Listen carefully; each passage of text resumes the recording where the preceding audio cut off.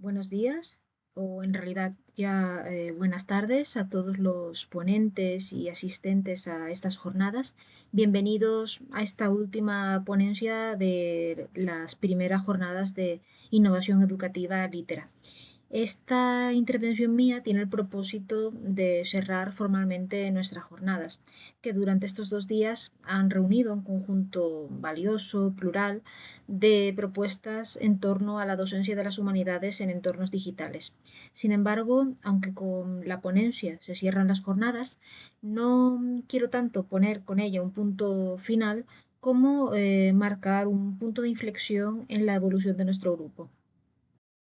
Mi intervención, que no será teórica en sentido estricto ni tampoco exhaustiva en lo técnico, aspira simplemente a trazar una panorámica reflexiva sobre las prácticas que hemos desarrollado como grupo en torno a las humanidades digitales, a vislumbrar posibles líneas de consolidación y proyección y a describir, sobre todo, los resultados logrados en el marco del proyecto PIE 2023-78, que concluye este año.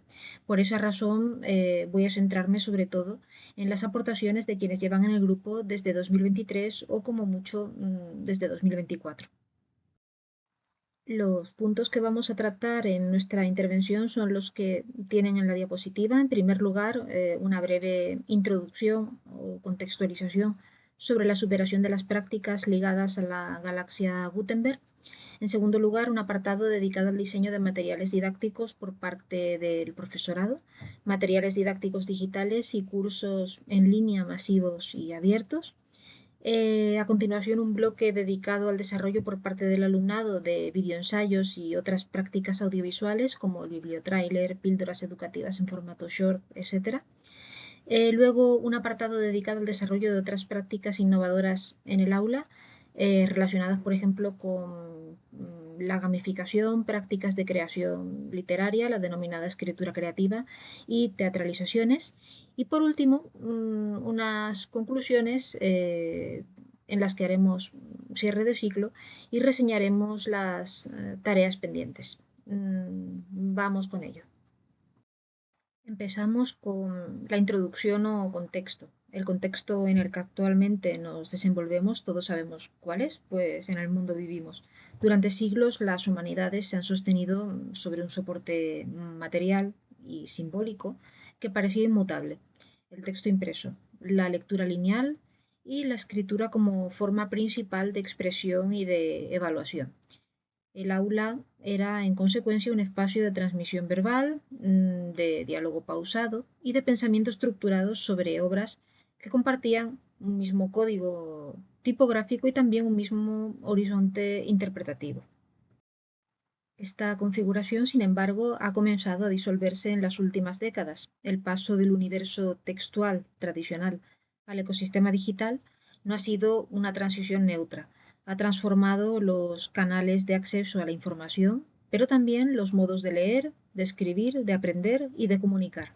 Nos encontramos hoy, por tanto, en un entorno marcado por la multiplicidad de pantallas, la velocidad de consumo, la fragmentación de la atención y la convivencia de lenguajes diversos, textuales, visuales, sonoros, audiovisuales e intermediales, en definitiva.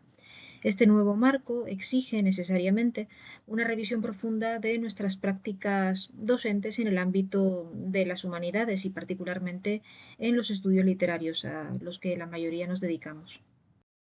La pregunta que nos hacemos no es si las humanidades y particularmente los estudios literarios pueden sobrevivir en este nuevo ecosistema digital, sino cómo pueden, de hecho, habitarlo sin perder su exigencia crítica, su vocación formativa y su densidad reflexiva. No se trata de adaptar los contenidos a los formatos de moda, sino de reflexionar sobre los medios a través de los cuales los estudiantes acceden al conocimiento, lo procesan y lo comunican. Desde el grupo Litera, de carácter interdisciplinar e interuniversitario, y especialmente a través del proyecto de innovación educativa que hemos desarrollado en los últimos cursos, hemos explorado múltiples maneras de responder a esta transformación. En lugar de plantear una ruptura con la tradición textual, Hemos optado por tender puentes entre la lectura profunda y la cultura digital, entre el pensamiento analítico y los lenguajes contemporáneos de producción y de difusión, particularmente Internet. La experiencia acumulada nos permite hoy proponer un modelo docente híbrido en el que el texto no desaparece, pero viene acompañado de imágenes, narrativas audiovisuales y estrategias de exposición que amplifican la experiencia interpretativa. Esta ponencia de clausura, lo reitero, no pretende ofrecer un marco teórico cerrado, sino compartir una praxis colectiva, construida a través de la experimentación didáctica, la reflexión compartida y la producción conjunta de materiales. Iremos recorriendo las principales líneas de trabajo que hemos desarrollado, desde los materiales digitales docentes y los cursos abiertos tipo MOOC, hasta las formas de evaluación audiovisual como el videoensayo, el bibliotráiler o el falso documental, por ejemplo. Cada propuesta será tratada desde su sentido pedagógico, no como producto de las modas, sino como respuesta estructurada a las transformaciones del aula y de la cultura en general, del contexto en el que vivimos. Uno de los efectos más significativos del paso al aula digital ha sido la transformación del papel del docente, de transmisor de contenidos, primordialmente científicos, ha pasado a convertirse en muchos casos en un diseñador o configurador de experiencias de aprendizaje, alguien que no solo explica lo que sabe, sino que construye entornos, guías, secuencias y materiales que permiten a los estudiantes avanzar de forma semidirigida o en un momento dado incluso autónoma. Esta mutación metodológica ha estado en el centro mismo de nuestro trabajo con los llamados MDD o materiales didácticos digitales. Cuando hablamos de materiales didácticos digitales, nos referimos a materiales producidos por el profesorado con fines formativos, concebidos para ser consumidos en entornos virtuales o de carácter híbrido. No se trata simplemente de grabar la clase o colgar un documento en PDF en el campus virtual, sino de crear piezas comunicativas eficaces, autosuficientes, adaptadas a los nuevos formatos de atención y a la lógica del aprendizaje digital. Entre los ejemplos más socorridos encontramos los vídeos explicativos breves, los mapas conceptuales animados, los esquemas comentados, los tutoriales para actividades concretas o las cápsulas teóricas sobre autores, conceptos o textos particulares, por ejemplo. Desde el grupo Litera, esta línea ha sido desarrollada especialmente por la profesora Carolina Real de la Universidad de La Laguna, que ha sistematizado su propia práctica docente mediante una tipología de materiales diferenciados y ha promovido incluso talleres de formación para el profesorado.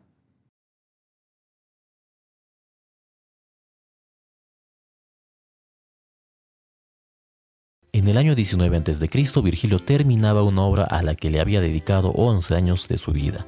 En su lecho de muerte pidió que la quemen, pues según él, esta era imperfecta. Sin embargo, el emperador Augusto lo impidió. Esta obra llegó a ser una de las obras universales más importantes de la historia, además de un símbolo de la perfección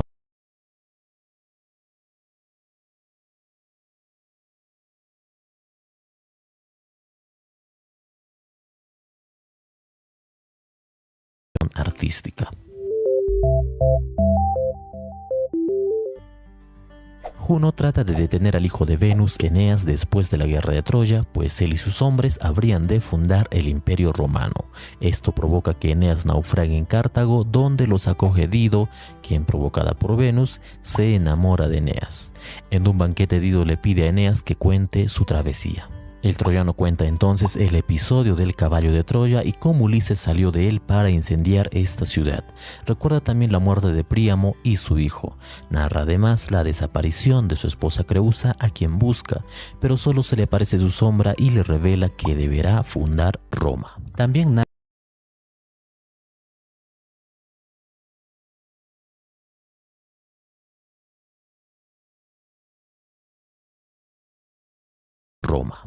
narra que fueron atacados por El análisis crítico de estos materiales, atendiendo a su estructura, su valor pedagógico y sus potencialidades de reutilización y transferencia, ha sido abordado por otros miembros del grupo en un capítulo del libro. En paralelo, con vocación complementaria, se han desarrollado desde nuestro entorno diferentes MOOC, cursos masivos, abiertos y en línea, que constituyen otro modo, otra forma de materialización del nuevo rol docente como productor o creador de contenidos científicos en nuestro caso. En este ámbito destaca particularmente la labor de Jesús Maestro con sus cursos sobre teoría de la literatura, literatura comparada y la obra de Cervantes, publicados en plataformas como la de la Universidad de Vigo o de forma más abierta en YouTube con un alcance verdaderamente masivo. La particularidad de estos cursos radica en su estructura abierta, pero al mismo tiempo rigurosa. Los estudiantes externos acceden libremente a los contenidos que consumen a su antojo. Y los oficialmente matriculados, por su parte, pueden optar a un diploma o certificado realizando una serie de cuestionarios y un trabajo de investigación que, en caso de alcanzar la calidad suficiente, se publica en el boletín de la Cátedra Hispánica de Estudios Literarios o bien en otros medios académicos. De este modo, el MOOC no constituye únicamente un repositorio, sino una vía para la producción intelectual y también para la evaluación. En conjunto, tanto los materiales didácticos digitales como los MOOC permiten reflexionar sobre la materialidad del saber más allá del texto impreso y de la clase presencial. Son formas de enseñanza que se proyectan fuera del aula, permiten al estudiante gestionar su propio tiempo y ofrecen al profesorado un marco para experimentar con nuevas formas de estructurar el conocimiento. Si los materiales didácticos digitales y los MOOC permiten reformular el papel del docente como creador de contenidos, el videoensayo desplaza esa lógica hacia el alumnado, que pasa a ser también productor, a su vez, de discurso académico en formato audiovisual. Se trata de una transformación metodológica que afecta directamente a las formas y sistemas de evaluación, pero que tiene implicaciones mucho más profundas, porque obliga a reflexionar sobre qué significa comprender, interpretar y comunicar en el ámbito educativo en el siglo XXI. El videoensayo no es simplemente, y esto es importante recalcarlo, un trabajo en vídeo. Es ante todo un formato que exige planificación, estructura, selección de materiales, escritura de un guión, registro sonoro, edición visual, montaje. Todo ello junto obliga al estudiante a una comprensión más profunda y articulada del objeto de análisis, así como permite dotar de coherencia su discurso sin el apoyo del lenguaje escrito convencional o con un apoyo mínimo en este sentido. Este formato se ha implementado con éxito en varias asignaturas, donde se ha sustituido el ensayo escrito tradicional por el videoensayo como trabajo final. La razón principal de este cambio es doble. Por un lado, el videoensayo exige una elaboración verdaderamente personal, que activa múltiples competencias cognitivas y expresivas. Y por otro, eh, este tipo de actividades dificultan significativamente el plagio o el uso mecánico de las herramientas de inteligencia artificial tan frecuentes hoy en día en las tareas escritas convencionales. La implementación del videoensayo como herramienta de aprendizaje ha sido desarrollada en distintas asignaturas, como a continuación veremos, por varios miembros del grupo. En el ámbito de las enseñanzas de grado, Noelia López Souto, profesora de literatura española en la Universidad de La Laguna, lo ha aplicado en su docencia de literatura española contemporánea, con resultados notables, como relata, en cuanto a la comprensión crítica de los textos, la creatividad expositiva y la maduración expresiva del alumnado. En la Universidad de Córdoba, el profesor Gabriel Laguna Mariscal, de Filología Latina, ha incorporado esta metodología en la asignatura Cultura Clásica en el Cine, del grado en Cine y Cultura, donde los estudiantes han articulado sus conocimientos de cultura clásica y audiovisual con un alto grado de efectividad conceptual. Por mi parte, he utilizado este formato como alternativa al ensayo escrito en dos asignaturas del máster en Cultura Audiovisual y Literaria, Ficciones Televisivas y Raíces Cinematográficas de la Cultura Contemporánea, en las que el alumnado ha producido videoensayos de carácter argumentativo, donde se combina el análisis textual con la reflexión crítica y la puesta en escena de una voz propia. En todos los casos, de todos los profesores implicados en esta actividad, los resultados han sido positivos: implicación activa, pensamiento estructurado, originalidad en el enfoque, en algunos casos más que en otros, y un uso expresivo del lenguaje audiovisual que no trivializa el contenido, sino que lo reorganiza y lo resignifica. La evaluación de todos estos productos audiovisuales del alumnado ha requerido también un cambio en nuestras herramientas de evaluación, especialmente en lo que respecta a los criterios y procedimientos de valoración. Quienes hemos implementado sistemáticamente el videoensayo, Gabriel Laguna Mariscal, Noelia López Souto y yo misma, hemos desarrollado rúbricas específicas que permiten evaluar estos formatos atendiendo tanto a los aspectos de contenido, comprensión del texto o del tema, originalidad, solidez argumentativa, como a los formales, estructura narrativa, calidad del montaje, claridad expositiva, etc. Este trabajo ha cristalizado en diversas publicaciones, entre ellas un capítulo de libro en prensa en este momento, que he firmado personalmente, en el que analizo un ejemplo de rúbrica aplicada al videoensayo en el contexto del Máster en Cultura Audiovisual y Literaria de la Universidad de Las Palmas. Además del videoensayo, se han explorado otros formatos breves que permiten integrar competencias literarias, expresivas y técnicas. El bibliotráiler, por ejemplo, plantea al estudiante el reto de presentar una obra literaria rigurosa de manera expresiva. El objetivo no es tanto resumir el argumento como captar la atmósfera del texto, el ritmo, la densidad simbólica, el conflicto principal. El short educativo, por su parte, la micropíldora o píldora educativa, responde a una lógica de carácter más sintético y directo. Se trata de condensar no ya la esencia de una obra, sino una idea, una relación intertextual, un motivo literario, entre 1 minuto y como máximo 3 minutos. La eficacia del formato reside en la capacidad de captar la atención en un entorno de consumo acelerado, el de nuestro mundo actual, sin sacrificar por ello la precisión conceptual.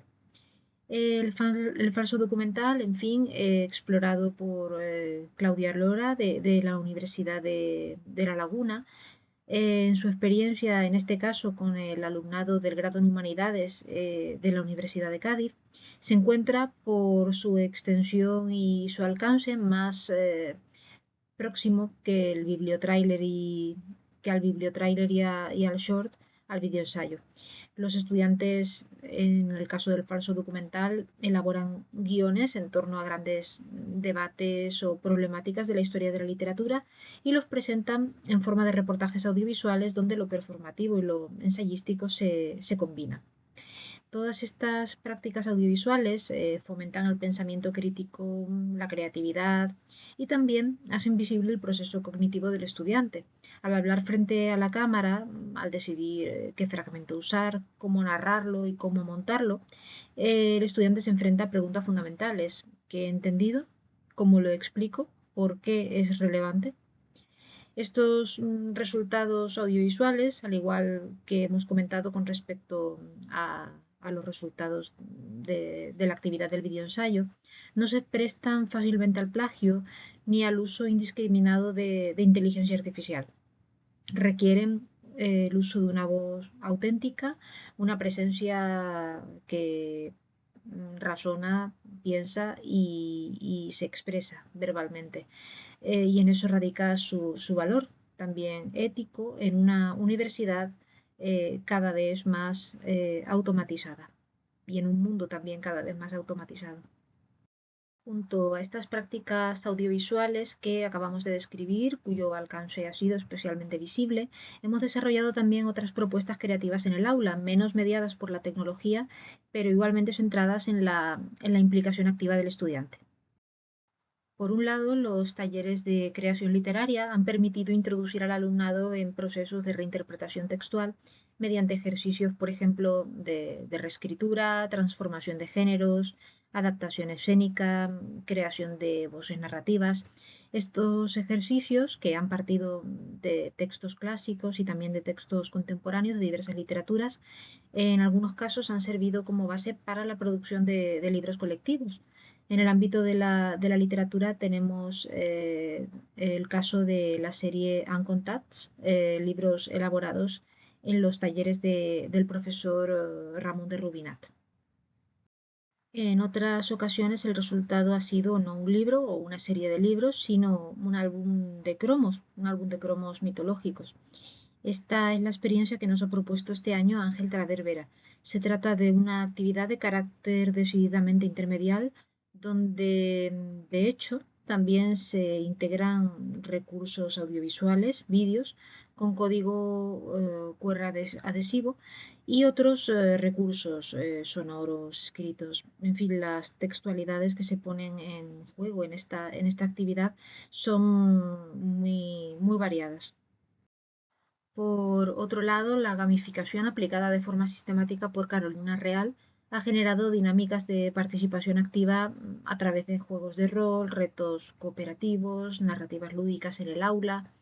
Estas estrategias, lejos de trivializar el aprendizaje, se han mostrado eficaces para activar el pensamiento estratégico, fomentar la interacción horizontal entre los estudiantes y ello especialmente en la enseñanza de contenidos complejos en el ámbito de las humanidades.